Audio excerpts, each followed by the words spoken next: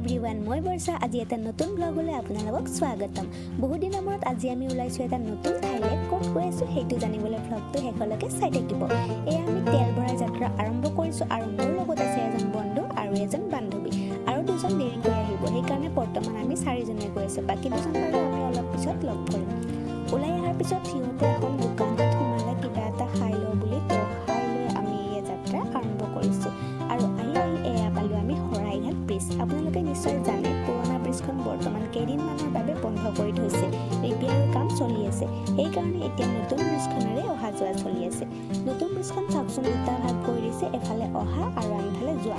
কিন্তু ব্ৰিজখনৰ অৱস্থা বৰ এটা ভাল নহয়, কিছুমান ঠাইত ভাঙি যোৱা দেখা গৈছে।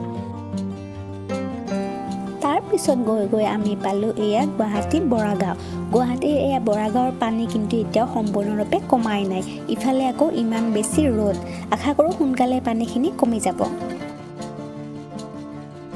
তাৰপিছত আহি পালোঁ আমি এয়া বালাজী মন্দিৰ। এইটোৱে হৈছে বালাজী মন্দিৰ। আজি আমি ভিতৰলৈ নোসোমাওঁ কাৰণ আমাৰ অলপ টাইম কম আছে হাতত।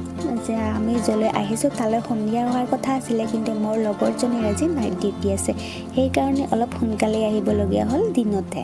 অৱশেষত আমি আমাৰ ডেষ্টিনেশ্যন আহি পালোঁ। ক'ত আহিছোঁ আপোনালোকে নিশ্চয় বুজিব পাৰিছে।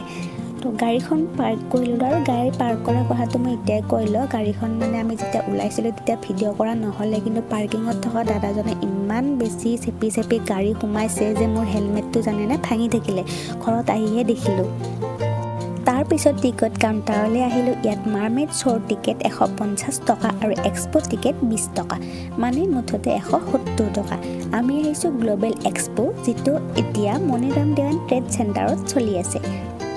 আৰু এয়া আমি টিকেট কাটি মেলি ভিতৰলৈ সোমাই গ'লোঁ আৰু ইয়াতে ছিকিউৰিটি বাইদেউ এজনী আছে, টিকেটবিলাক চাইহে ভিতৰলৈ সোমাব দিয়ে। তো আমাৰ বাইদেউজনীয়ে চাই ল'লে, চাই পেলাই আমাক সোমাব দিলে। আৰু যিহেতু আমি দুপৰীয়া আহিছোঁ সেইকাৰণে এতিয়া লাইটবিলাক দিয়া হোৱা নাই। তো সন্ধিয়া লাইটবিলাক জ্বলালেহে অলপমান বেছি ভাল লাগিব, পৰিৱেশটো অলপমান বেছি ধুনীয়া লাগিব। তো ইয়াত অকণমান সময় ৰৈ ফটো ভিডিঅ' কিছুমান বনাই ল'লোঁ। তাৰপিছত এয়া আমি গৈ আছোঁ এক্সপ'ৰ ভিতৰলৈ বুলি।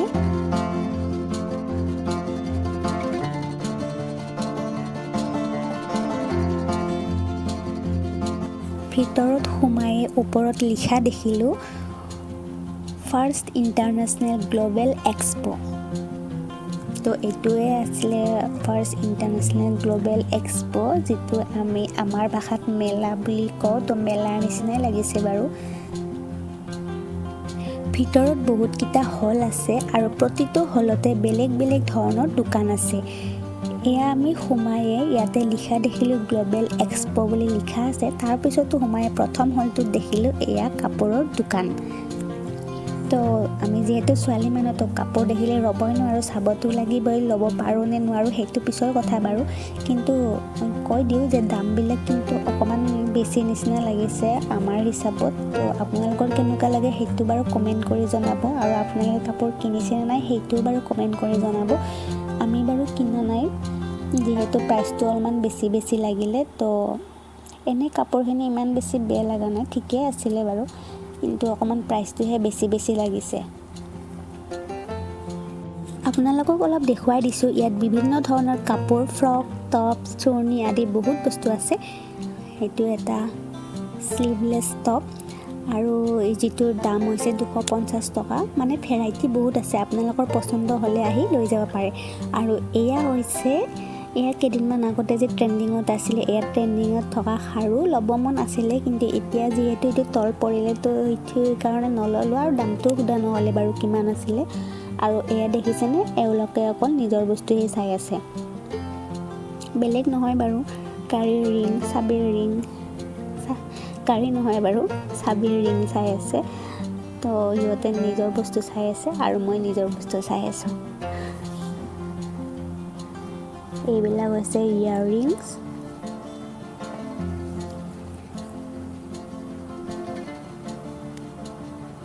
আৰু ইয়াত জানেনে, এয়া ক্লিপবোৰ যে 50 টকা 100 টকা, দামবিলাক বেছি লাগিলে দেই। আৰু এইবিলাক আঙুঠিবিলাক ইমান ধুনীয়া লাগিছিলে, মোৰ সঁচাকৈ বহুত ধুনীয়া লাগিছিলে এই আঙুঠিকেইটা মোৰ হাতত বাৰু ভাল দেখা নাই চাগে, কিন্তু প্ৰাইচটো 150 টকা, মোৰ মতে অলপ বেছিয়ে লাগিলে। ইয়াত কসমেটিক বস্তু, ৰিং, কাপোৰ বহুত ধৰণৰ দোকান আছে। তাৰপিছত এয়া এটা সোমালোঁ আমি আন এটা হলত। এয়া হৈছে কাপোৰ, তাৰপিছত এয়া হৈছে খাৰু, ৰিং, মণিপুৰী গল্ডৰ বুলি কৈছিলে বাৰু। তাৰপিছত এয়া দোকানখনত কিবা এটা দেখিলোঁ যিটো লগালে বগা হৈ যায় বুলি কৈছিলে ল'ৰাজনে, আৰু বগা হয় প্লাছ চাফা হয় বুলি কৈছিলে। কিন্তু মোৰ লগৰজনে ট্ৰাই কৰি দেখুৱাইছিল, সঁচাকৈ কি আছে মই ঠিক বুজি নাপালোঁ, কিন্তু ভিডিঅ'ত আপোনালোকে দেখিব পাৰিব। এনেকুৱা বস্তু ঘৰত কিনি থৈ ব্যৱহাৰ কৰিবলৈ অৱশ্যে সকলোৰে টাইম নাথাকে, মোৰো পাৰ্চনেলি এইবোৰ বৰ বিশেষ কাম। তাৰপিছত দেখিলোঁ ভেৰাইটি চিপছৰ দোকান।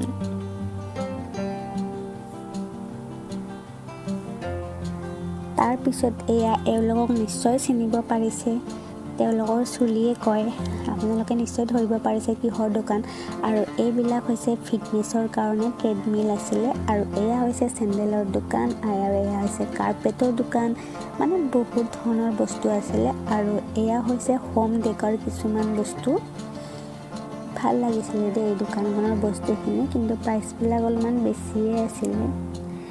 আৰু এয়া দেখিছেনে ফটো ফ্ৰেমকেইটা, আৰু এয়া মই এখনৰ দাম সুধিলোঁ কিমান কৈছে জানেনে, 4,500 5,000 টকা। এনেকৈ বাৰু কেনেকৈ ল'ম আমি কওকচোন।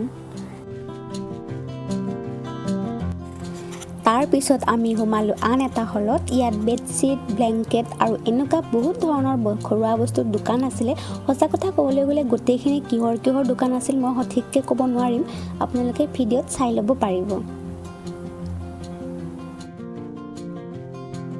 তাৰপিছত আকৌ আমি এটা হল ল'লোঁ, নেক্সট আৰু এটা হলত।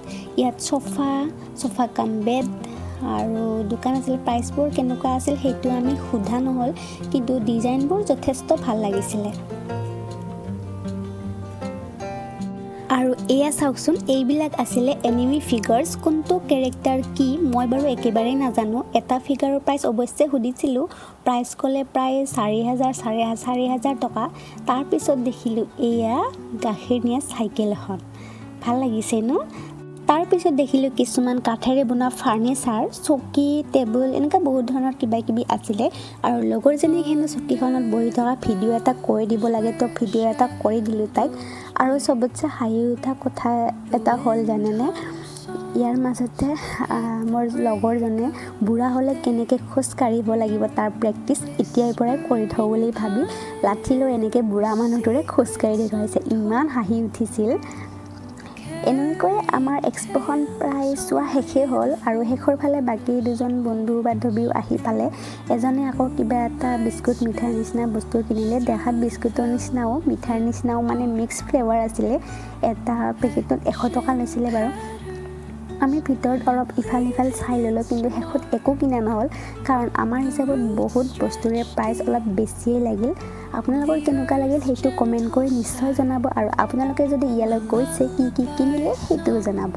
তাৰপিছত আমি এক্সপ'ৰ পৰা ওলাই আহিলোঁ, যিহেতু মোৰ লগৰ এজনে নাইট ডিউটি আছিলে, তো সিহঁতক যাব দিলোঁ। আৰু নতুনকৈ যিজন আহিছে সিহঁতৰ লগত আমি ফেঞ্চি যাওঁ বুলি আলোচনা কৰিলোঁ।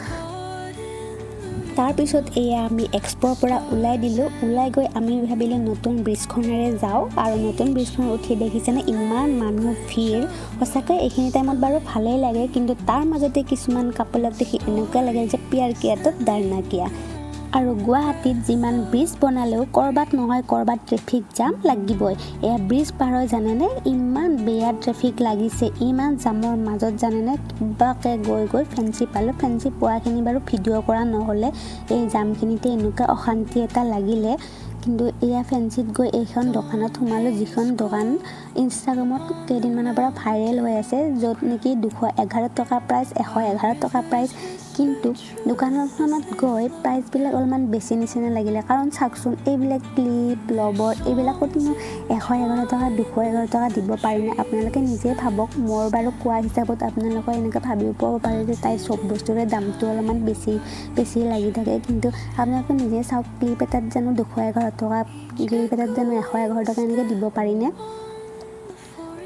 আৰু তাৰ ওপৰৰ নেক্সট ওপৰত এটা ছেকশ্যন আছিলে তো সেইটো ছেকশ্যনত গৈও আমি চালোঁ আৰু কিছুমান হোম ডেকাৰ বস্তু আছিলে বাৰু কিন্তু এনেকুৱা নহয় যে বহুত ইম্পৰ্টেণ্ট বস্তু কিছুমান পোৱা যাব এনেকুৱা ইমান ভেৰাইটি বস্তু নাই কিন্তু যিখিনি বস্তু আছিলে সেইটো হিচাপত দামটো অলপ বেছি কিছুমানৰ লগত চাগে মেটচ হ'ব কিন্তু বহুতৰ লগত মেটচ নহয় আমিও বাৰু ভিডিঅ' চাইয়ে সোমাইছিলোঁ দোকানখনত তো বস্তু কি আছে চাব পাৰে আপোনালোকে এয়া আৰু দোকানখনৰ নাম হৈছে ইউৰো নে কিবা এনেকুৱা আছিলে ইউৰো হয় চাগে এইকেইটা বাৰু পুতলাকেইটা যে ভালে লাগিছে ন আৰু এইটো হেণ্ডমেড ফুল হয় ভাল লাগিছে বাৰু তাৰ মাজত কিছুমান বস্তু ভাল লগা আছে কিন্তু এনেকুৱা নহয় যে বহুত ইম্পৰ্টেণ্ট বস্তু কিছুমান পোৱা যায় এনেকুৱা একেবাৰে নহয় আৰু দোকানখনৰ নামটো মই দেখাই দিছোঁ এয়া ইউৰো আৰু তাৰ লগে লগে আছিলে আৰু এখন ভাইৰেল হৈ থকা দোকান যিখনত মানে কৈ আছিলে যে 10 টকা 20 টকাত গোটেইখিনি বস্তু পোৱা যায় কিন্তু দোকানত সোমালেহে গম পায় যে কোনটো বস্তুত 10 টকা কোনটো বস্তুত 20 টকা এনেকুৱা দোকানখনত দেখিছেনে হাজাৰ হাজাৰ বস্তু আছে কিন্তু এনেকুৱা নহয় এইটো চব বস্তুতে 10 টকা 20 টকা দোকানখনৰ নামটো এনেকুৱা আছিলে বম্বে বাজাৰ মানে ভালদৰে উঠা নাই দেই মানে লাইটিঙত ভালদৰে ধৰিব নোৱাৰিলোঁ আকৌ ময়ো পাহৰি গ'লোঁ ভইচ অভাৰ দিয়া টাইমত তাৰপিছত এয়া ৰাতিৰ ফেঞ্চি বজাৰৰ দৃশ্য ৰাতি বাৰু তেনেকৈ ফেঞ্চি ফালে অহা পৰা নাই গধূলি টাইমত সেনেকৈ অহা নাযায় কাৰণ যিহেতু আমাৰ ঘৰৰ পৰা অকণমান দূৰো হয় তো দিনৰ ভাগতে অহা যায় ৰাতি আহি বাৰু ভালেই লাগিছে কিন্তু ৰাতি আহিলেও যে ভিৰটো কমা নাই আৰু দেই বহুত বেছি ভিৰ তাৰপিছত লগৰ কেইজনে হেনো ফুচকা খায় তো সেইটো হিচাপত পুলিচ পইণ্টটোৰ ওচৰতে থকা ইয়াত ফুচকা দোকানখনত সোমালে আৰু তাত দাম আছিলে এক প্লেট ফুচকাত 40 টকা আৰু প্লেটটোত দিয়ে 7টা ফুচকা তো সেইটো হিচাপত ইহঁতে খাই আছিলে মানে এক প্লেটে লৈছিলে মই বাৰু খোৱা নাই মই ভিডিঅ' কৰি আছিলোঁ মোৰ খাব ইচ্ছা নাছিলে তো সেইটো কাৰণে মই লোৱা নাই আৰু ল'ৰা মানুহে যিহেতু ফুচকা খাই ভাল নাপায় তো এক প্লেটে লৈছিলে সিহঁতে জাষ্ট এটা টেষ্ট কৰি চাইছিলে কিন্তু 4জন মানুহৰ চকুৰ আগত ফুচকা দোকানীটোৱে কৈছে দিছে হেনো 14টা ফুচকা আৰু আমাৰ পৰা পইচা লৈছে 80 টকা অলৰেডি সিহঁতে খাইছে অকল 8টা ফুচকা টোটেল ইফালে মই ভিডিঅ' কৰিয়ে আছোঁ কিন্তু তেওঁ এনেকুৱা স্কেম কৰিলে আমাৰ মানুহৰ আগতে কিন্তু এনেকুৱা নহয় যে অকল আমাৰ লগত কৰিছে তেওঁ বেলেগ মানুহৰ লগতো কৰিছে এনেকুৱা পইচা বেছিকৈ লৈছে কিন্তু তেওঁলোকে পইচা আগতে দিয়া নাছিল তো সেইটো হিচাপত কাজিয়া কৰি তেওঁলোকে পইচাটো সেইটো হিচাপতে দিলে যিটো হিচাপত ফুচকা দিছে কিন্তু আমাৰ পইচাটো তেওঁ ঘূৰাই নিদিলে কাৰণ অলৰেডি আমি পইচা দি উঠিছিলোঁ আৰু আমি যিহেতু ইমান কাজিয়া কৰা নাই তো সেইটো হিচাপত আমাৰ পইচাটো বেছি হৈ গ'ল কিন্তু তেওঁ এনেকুৱা কাম কৰিব নালাগে এনেকুৱা সৰু দোকান এখন দি পেলাই যিটো বস্তু হিচাপত বস্তুটো লৈছে সেইটো হিচাপত ফুচকা দিব লাগিছিল বাৰু যিয়ে নহওক শেষত ৰেষ্টুৰেণ্ট এখনত গৈ কিবি খাই ল'লোঁ আমি খালোঁ চাওমিন তাৰপিছত আমি ঘৰমুৱা হ'লোঁ যিহেতু অকণমান ৰাতিও হৈছিলে 9:30মান বাজিছিলে চাগে ৰাতি আৰু ঘৰত গৈ ভিডিঅ' কৰা নহ'লে আৰু ব্ৰিজত চাওকচোন ইমান ভাল লাগে সঁচাকৈ গধূলি সময়ত আজিৰ ভ্লগটো ইয়াতে শেষ কৰিছোঁ আপোনালোকৰ যদি ভ্লগটো ভাল লাগিছে এটা লাইক কমেণ্ট আৰু ছাবস্ক্ৰাইব কৰিবলৈ নাপাহৰিব আকৌ লগ পাম নতুন এটা ভ্লগত তেতিয়ালৈকে বাই বাই